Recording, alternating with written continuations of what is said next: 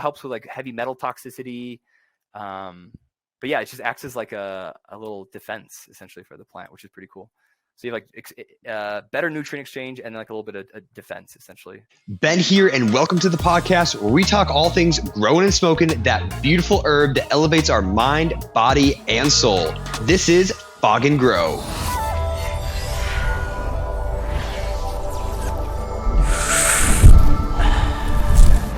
Yeah, we have a myco product. It's mycorrhizal fungi. I'm sure a lot of you have heard of that.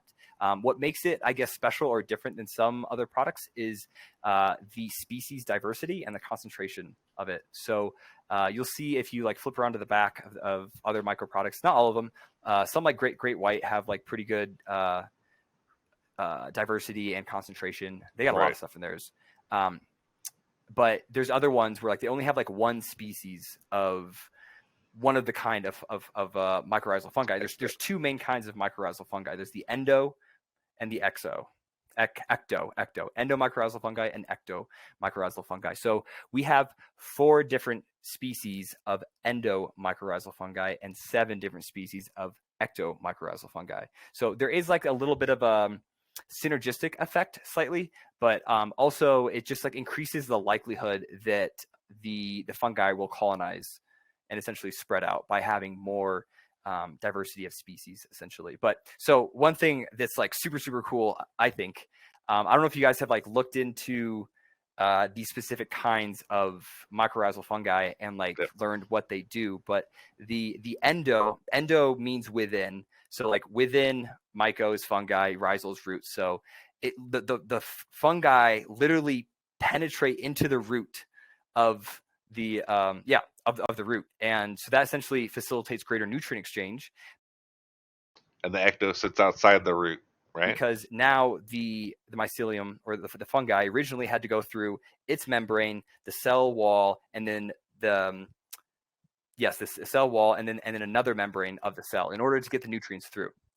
Now it's eliminating that middle barrier, so it's just the 2 membranes that it has to go. So it essentially just makes the nutrient exchange a lot better.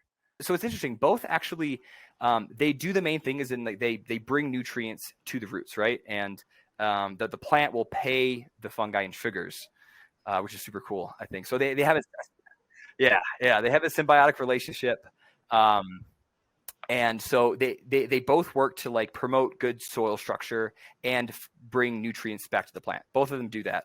The endo just penetrates the roots. The ecto creates this kind of sheath and acts as like a little defense essentially for the plant. And it actually, I was reading last night, there's different proteins and metabolites that the fungi create that kind of that just act as messengers essentially and change the immune system of the plant essentially. So that's like one of the things it does, but also helps with like heavy metal toxicity.